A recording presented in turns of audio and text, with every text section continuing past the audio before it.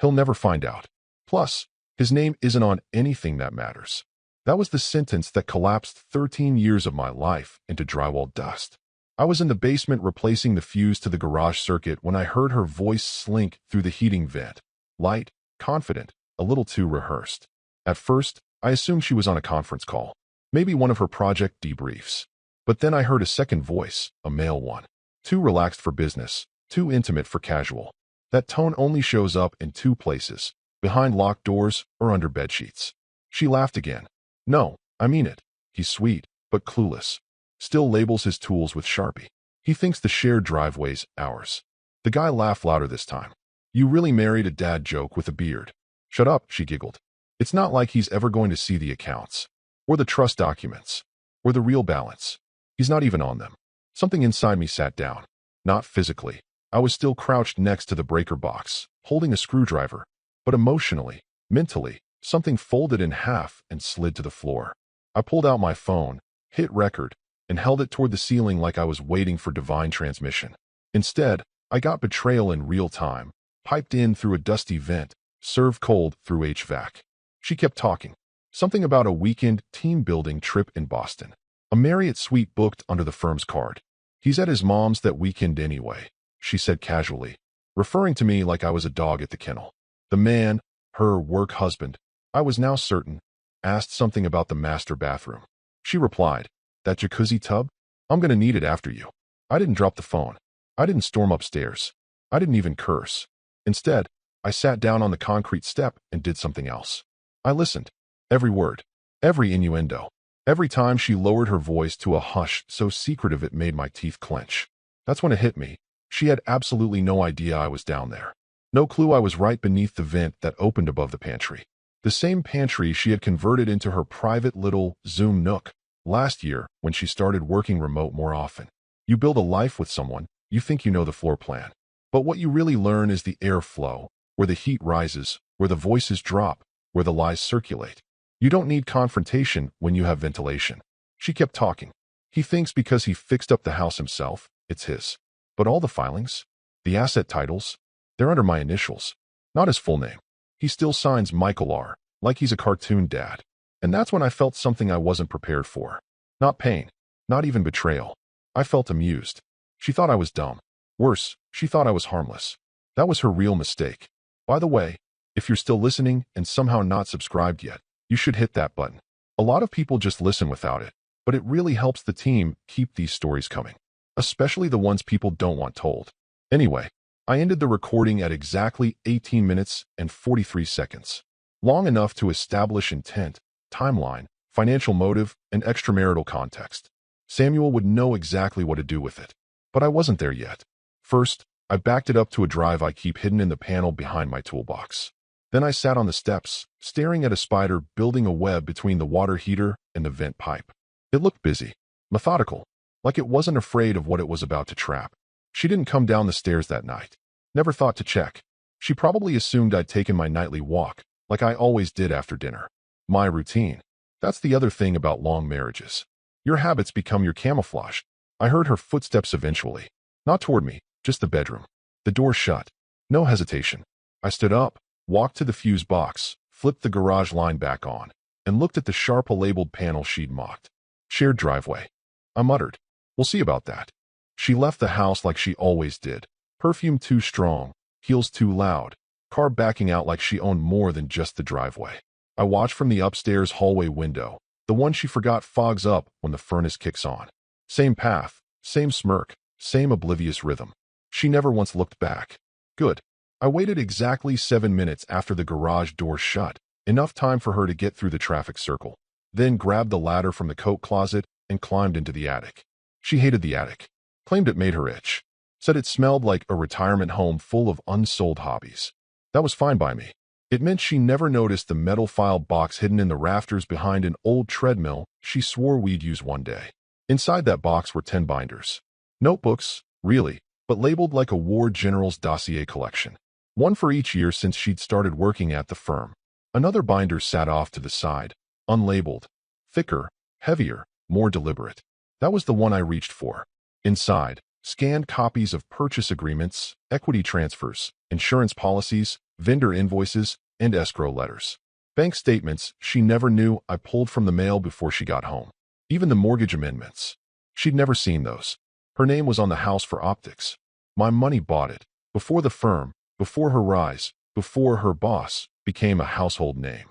She once said during a dinner party, loud enough for everyone to hear, "Oh, I don't do paperwork. Michael loves that stuff. Nerds out on it." I wasn't nerding out. I was building insulation. I flipped to the section labeled Trust. 3 signatures. Hers, mine, and the trustee, her former mentor. The one who had once drunkenly told me over Thanksgiving wine, "You'll want a backup if she ever changes course. She's got ambition, that one." That man was dead now. Pancreatic cancer. Left quietly. But his signature? Very much alive. Next section. The deed to the vacation property in Ashland. Purchased with my inheritance. Titled in the LLC I created before we married. She'd listed it as joint marital asset in her firm's internal equity declaration. Big mistake. I pulled out my laptop, fired up the drive with encrypted backups, and uploaded the audio from last night. Labeled the folder Deliver at Dawn. I wasn't shaking. I wasn't even angry anymore. Anger was a luxury for men who hadn't spent a decade being patted on the head by the woman they bankrolled. I clicked open an old email chain with Samuel Grant. 5 years old. Last contact. A link I sent him warning about a paragraph buried in an acquisition deal that would have gutted his entire division. He replied back then with, "How the hell did you catch that?" I never answered. Now I typed just 4 words. "Time to collect, Sam." Attached the folder. Clicked send. Then I stood and looked around the attic like a man surveying a crime scene before the body drops. Not a speck out of place. Not a single thing she'd recognize as dangerous. I'd spent so long being invisible, I'd forgotten how useful it was. She used to laugh at me for watching documentaries about espionage. "You'd have made a terrible spy," she once joked. "You can't lie to save your life." No, but I can tell the truth quietly enough to ruin someone else's. The attic creaked when I climbed down, a soft groan of wood shifting under weight. I paused on the last step and looked back once at the binder shelf. You don't need to shout to end a war. Sometimes, you just need receipts. Samuel Grant answers his phone like a man who sleeps with one eye open. 1 ring. That's all it took. He didn't say hello. Didn't ask how I'd been. Just, is it happening? 5 years of silence. No birthday texts, no beer meetups, no fake nostalgia threads. But he knew. He knew the tone in my voice before I even spoke. That was the kind of man Samuel was. If you ever saved his life, he remembered exactly where to aim when it was time to return the favor. I said 3 words, "Check your inbox." 30 minutes later, he texted, "I'll handle the distribution. Be ready by 11. No emoji. No legalese. Just pure, surgical action. I sat at the kitchen counter, the one she insisted we install with quartz waterfall edges to impress her boss during dinner parties. I stared at the grains in the stone like they were coordinates. A map of everywhere I'd gone wrong. Then I made coffee. Not out of habit. Out of ritual. She liked her lattes with oat milk and 2 stevias. I made black espresso. Just for me. Double shot. The smell filled the room. Bitter and clean. The clock read 8:42. Samuel wasn't just corporate counsel. He was corporate artillery. Quiet, behind the curtain, whisper in the boardroom type. He drafted bylaws that got read into acquisition agreements while shareholders were still sipping scotch. He once inserted a clause so subtly into a C-suite retirement package that the CFO's yacht had to be sold mid-honeymoon. He was the man you called when you didn't want scorched earth. You wanted it quietly acquired, asset stripped, and rebranded into something unrecognizable. He owed me because 5 years ago, I caught a clause buried on page 83 of a merger contract that would have nullified half his client's preferred stock and tanked their standing in a joint venture. I didn't tell him right away. I watched him flounder in negotiation for 3 days until I finally emailed. Page 83. Paragraph 4. Subsection B. You missed it. He called that night. Said, "You just saved me 6 lawsuits and probably a heart attack." I said, "Just keep the score." Now, it was 9:03 and the file was moving. He hadn't asked for edits. Hadn't questioned my intent. He understood the value of timing. In that folder was the audio file, labeled cleanly. Marriott Call, unredacted.mp3. A PDF of real estate purchases with financing columns highlighted. A copy of her firm's declaration form, with the falsified asset fields marked. And most importantly, a spreadsheet I'd titled, Material Misrepresentation, Cross-Reference. Samuel would know how to use it. I checked my email once more. Nothing yet. That was good. Silence from Samuel meant things were being done correctly. At 9:37, my phone buzzed again. One new message. From an unknown address. No subject line. Just a secure link. I opened it. A list. Board members. General counsel. Risk officer. Her direct supervisor. And one name at the bottom I didn't expect. Eric Weller. The name she once whispered in her sleep. The man she introduced me to last year at their firm's holiday event. Hand on his arm a second too long, saying, "This is Eric. He's just my work husband." I'd laughed back then. Now I just stared. Next to his name, Samuel had added one line. Blind copy. Scheduled 10:58 a.m. Samuel wasn't playing checkers. He was playing clinical, multi-board chess, with weighted pieces and no clocks. I refreshed the page once. Nothing changed. Of course not. Everything was set. The email would go out at exactly 10:58. Not a minute earlier. Not a second late. There would be no time for her to intercept, to spin, to call anyone and pre-cry her way out of accountability. I poured a second coffee. Watched the steam rise through the morning light. By the time 11 o'clock hit, I wouldn't need to say a single word. Not to her. Not to anyone. Samuel would let the file speak for itself. 10:43 a.m. Her phone buzzed once. She glanced down mid-sentence, still smiling from whatever nonsense she was spewing in the morning check-in with her assistant. Probably a half-baked plan to secure a speaking spot at some Women in Finance Summit. She loved that kind of thing. The optics. The applause. The illusion of benevolence wrapped in authority. The caller ID froze her mouth mid-word. Eric Weller.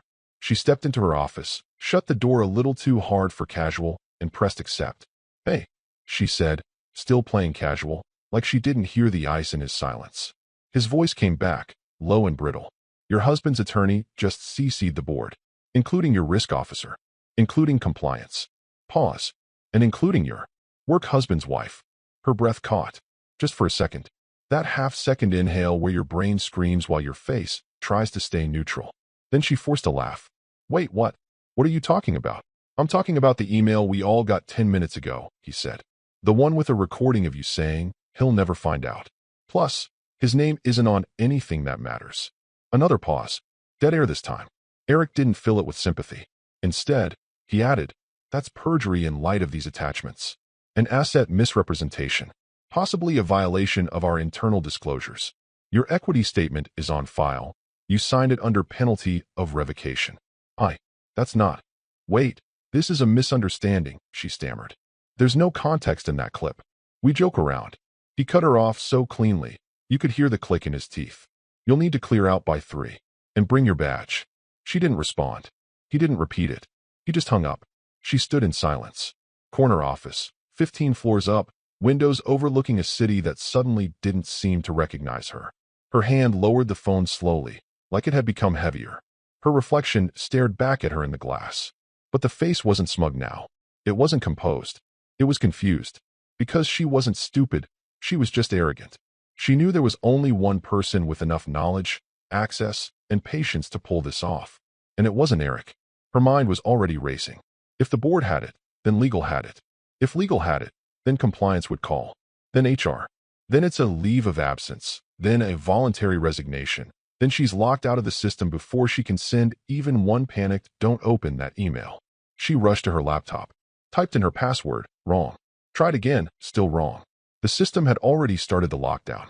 She opened her drawer, pulled out the folder she kept for emergencies, printed statements, contacts, that last resort letter she once bragged about at a wine night with her mentor. The folder was empty. She looked again, hands trembling. Gone. She buzzed her assistant. No answer. She opened her Outlook calendar. Her 1 p.m. was canceled. Her 2 p.m. marked pending review. And her 3 p.m.? Just one line. Exit interview, conference B. She stood up too fast, her chair rolling into the glass wall behind her. Eric hadn't raised his voice. He didn't need to. The real blow wasn't the recording. It wasn't the financials. It wasn't even the forwarded emails. It was the fact that her name, the one she fought for in every org chart, every press release, every plaque, was now attached to a lie. A documented, distributed, undeniable lie. She clutched her badge like it was a seatbelt. But the crash had already happened. At 11:15 a.m., the board convened an emergency call. No formal notice, no scheduling courtesy. The kind of call where no one makes small talk because the stakes are too high for charm. Most of them had seen the email by now. The subject line had been neutral enough: compliance materials, immediate review. But the attachments? They weren't neutral. They were a quiet explosion. 7 files. The audio was just the headline. It opened with her voice, clear as crystal. He'll never find out. Plus, his name isn't on anything that matters. A beat later, the man's laugh. Then more. Specifics. Mentions of trips, tax filings, names of properties. Even that little jab about me still labeling things like a garage sale dad.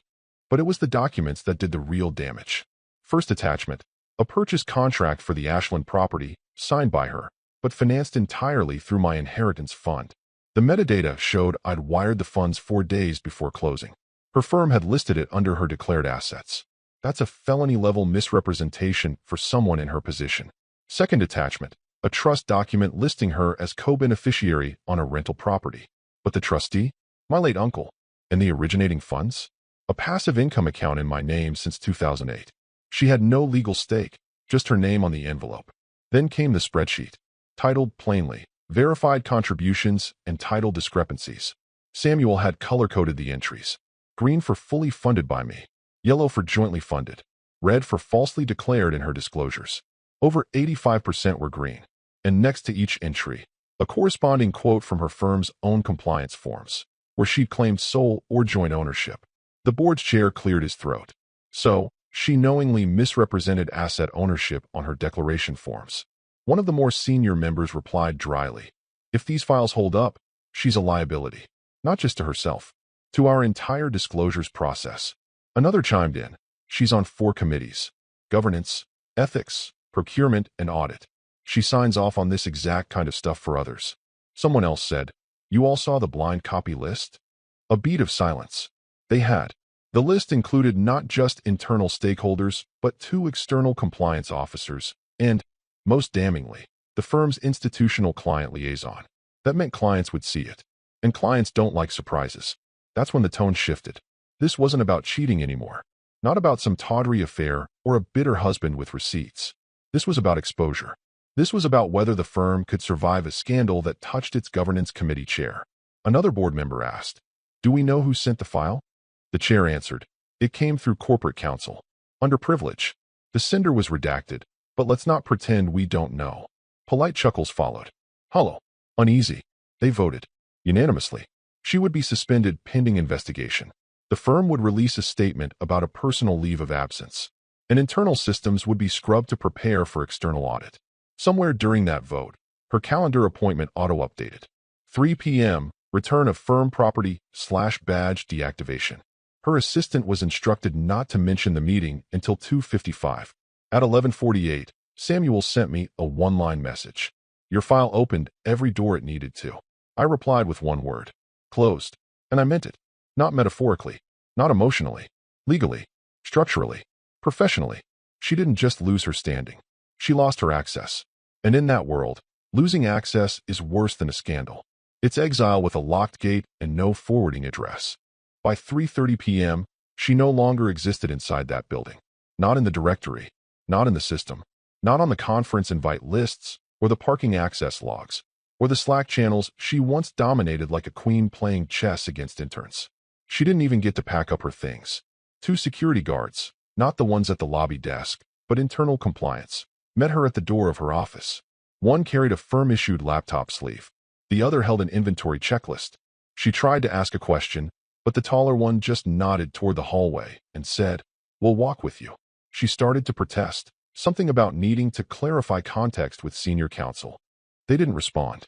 She passed the open floor, walked by 3 people who pretended not to see her, and 1 intern who looked up, confused, mouth slightly open. The girl had started just last week. Her orientation packet still sat in the kitchenette. My wife, ex-wife, had probably welcomed her with one of those soft-voiced speeches about collaboration and integrity. The irony could have broken a window. They reached the elevator. 1 floor down, she tried to text someone, screen locked. 2 more floors, badge access pinged red. Ground floor. The doors opened, and her legacy evaporated. No press release. No announcement. Just the quiet thunk of her ID badge dropped in a tray labeled, "Terminated. Hold for HR." She walked out into sunlight that suddenly looked accusatory. At 4:12, my phone rang. Her name flashed across the screen like it hadn't done in months. My phone had learned to filter most of her messages, prioritizing delivery confirmations and security alerts instead. I let it ring. I let the silence stretch. Then came the text. Can we talk? No emoji. No period. Just that. Not even capitalized. Like she was typing through shame. I waited 5 minutes. Long enough for her to sweat. Then I opened my files, found the screenshot of her work husband message, the one she sent while I was at my mother's for the weekend. I swear, if I have to fake another quality time dinner, I'm going to throw that damn roast chicken in his face. We both know whose bed I'd rather be in. That line. That smug little line that dripped off her tongue and onto his screen while she wore the necklace I gave her for our anniversary. I saved it as a PDF. Attached it. Typed one sentence beneath it. Turns out my name was on everything that mattered. Sent. Delivered. Read. No reply. None was needed. The trap hadn't sprung with a bang. There was no shouting match, no broken glass, no door slammed off its hinges. That's the kind of chaos people expect when they think about betrayal. Explosions, dramatics, public meltdowns. But not this. This was clean. Precise. A surgical removal. Her job didn't fire her. They deleted her. Her position was already reposted internally. I knew because Samuel sent me the link an hour later. The title was the same. The salary range was lower. The firm knew exactly how much she wasn't worth anymore. That night, I grilled a steak. Medium rare. Ate alone at the table she picked out from that overpriced showroom she loved so much. Didn't even light the pendant lamp she fought me over. Just ate in the dark. Peaceful. Silent. Whole. By Friday, her LinkedIn changed. Not by her. By them. The boards she used to boast about, Clean Tech Advisory, Regional Economic Initiative, they vanished like her credibility. One replaced her name with vacant seat. The other updated their member page with a painfully blank space where her profile photo used to be. No explanation. No farewell post. Just gone. The first board chair sent a polite note to her personal email. She forwarded it to me by mistake. Must have hit the wrong Michael in her contacts. It read, in light of recent concerns, we'll be pausing your public involvement until internal counsel completes review. Please refrain from using the organization's name in any promotional capacity. Translation, don't even mention us at brunch. The speaking invitation for that innovation panel in D.C. canceled without ceremony. Her assistant, well, former assistant, got the notice first and never passed it on. She found out only when the email bounced back read, this event has been rescheduled. Your participation is no longer required. She tried to salvage it. Of course she did. Started calling old colleagues. People who once toasted her at awards dinners. Women who called her a trailblazer in group chats. Men who called her the real engine behind the firm when Eric wasn't around. Most didn't answer. The ones who did gave her the same 3 phrases. That's tough. We're all shocked and just laying low for now. One even said, you know how optics work. I have to think about the firm. Her mentor, the one who used to call her his protege, blocked her entirely. No warning. Just a deadline and a scrubbed contact photo. He'd built his reputation on championing high-integrity executives. Being looped into a scandal with falsified financials and sexual misconduct, even peripherally, was not the hill he wanted to retire on. And her work husband? Silence. She called him the day after the audio leaked. Straight to voicemail. She called again. And again. At some point, the line stopped ringing entirely. That's what happens when someone blocks your number from all devices and removes you from shared calendars. His wife had the audio. Of course she did. Samuel made sure of that. Not vindicatively. Just completely. She'd received a secure email titled Disclosure, personal recording relevant to financial inquiry. Inside was the full unedited audio. Not just her voice calling me clueless, but the part where work husband joked. So when's the next fake fight? I missed the hotel sheets. It wasn't just that they were caught. It was that they were caught being amused by it. His wife apparently played the clip on their Sonos speaker. At dinner, with his teenage son 2 rooms away. He was last seen checking into a downtown extended stay, company laptop still in the bag. And her? She sent me one last email that weekend. No subject line. No greeting. Just a sentence. How did you time it so perfectly? I didn't reply. Not because I didn't have an answer, but because the truth would have hurt worse than the silence. She thought I'd been asleep for years. What she never realized is that quiet isn't the absence of awareness. It's the buildup of clarity. By Sunday, the woman who once filled rooms with her voice, her posture, her brand, had become something worse than hated. She'd become inconvenient. Too radioactive for sympathizers. Too well-documented for defenders.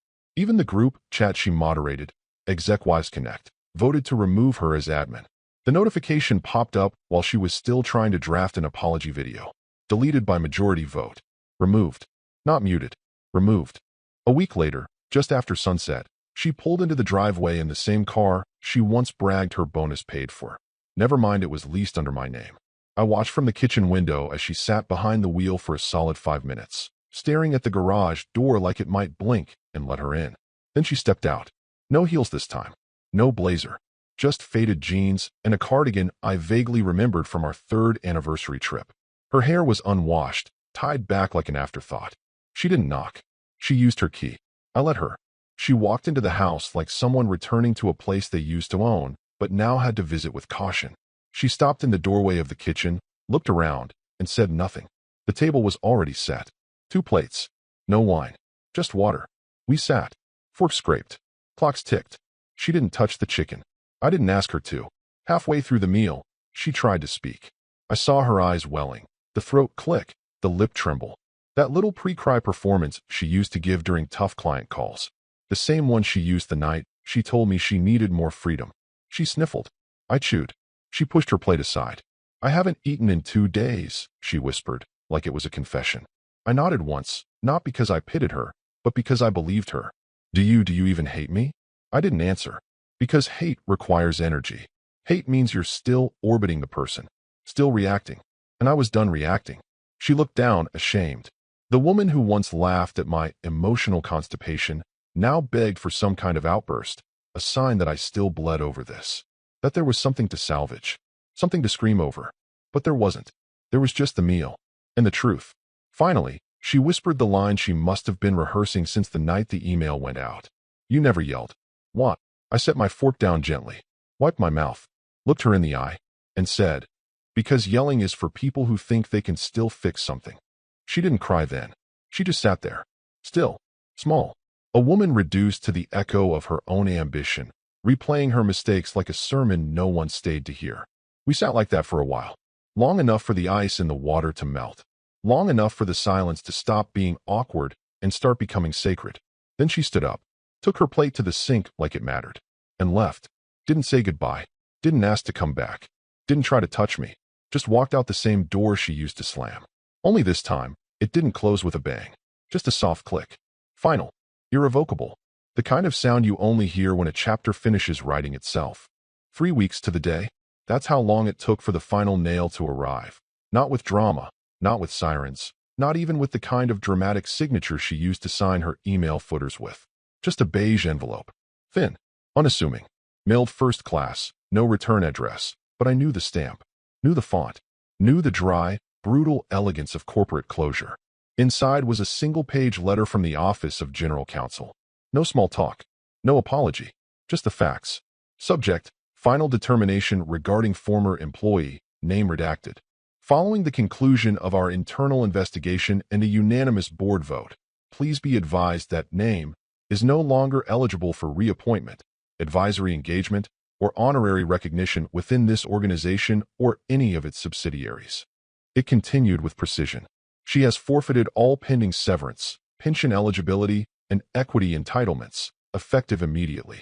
As the inquiry remains open in coordination with external auditors, her name will be withheld from all current and future public-facing materials, marketing assets, and executive histories.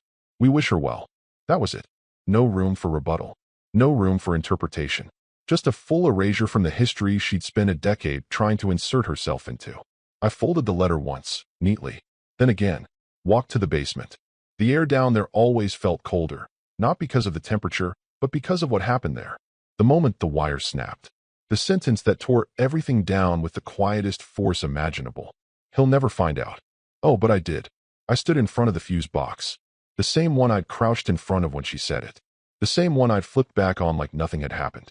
And right above it, behind a screwed-on metal panel that used to house old insulation reports, I placed the letter, framed it in clear acrylic, labeled it with a black strip of label tape that read simply, Resolved. Some people keep trophies on mantles.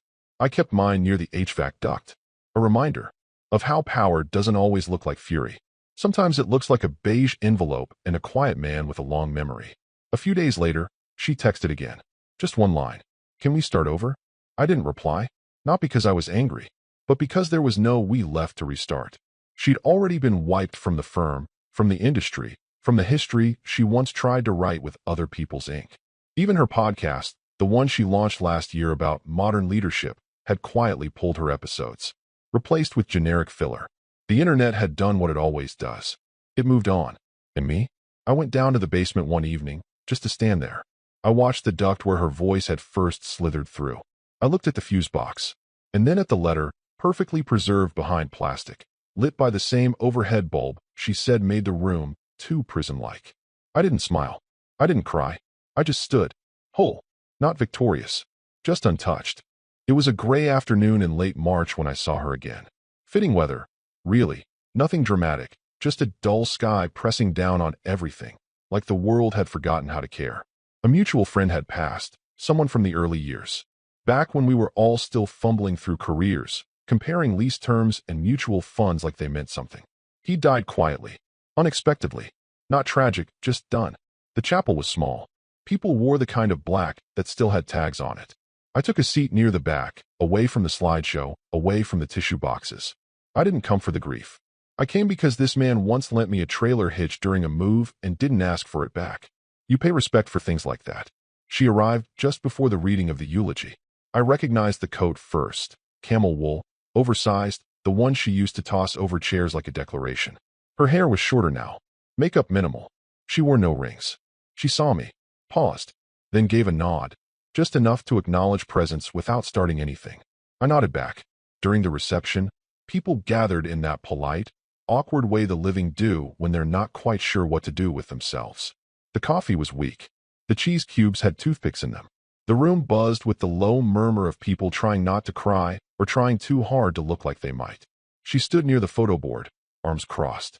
Alone. Eventually, someone asked the question, casual, nostalgic, dumb. What do you miss most? She didn't answer right away. Just stared at a photo of herself and the deceased from years ago, holding plastic cups and a shared joke. Then she said, quietly, the things I thought I built turned out not to be mine.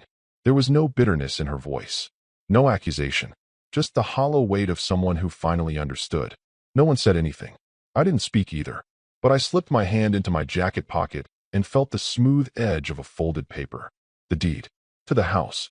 Paid off in full 5 years ago. In my name only. Next to it, the title to the car she used to call our baby during its first service appointment, mine. And behind both, the deed to the Ashland property. The one she told her work husband was basically hers. Bought in cash. Owned by a trust one formed long before her rise. She once told me that power was about visibility. About being seen, known, heard. But I'd learned better. Power is being in the room, unnoticed, while holding the one thing no one else realizes controls everything. She didn't approach me. She didn't try. And I didn't step in to offer comfort or closure. Because there wasn't any. Just the simple truth. She spent a decade building a version of herself she thought people wanted. I spent a decade quietly making sure that no matter how far she ran, the foundation stayed under my name. And now, all she had left was recognition. That the only thing she ever truly built was her exit.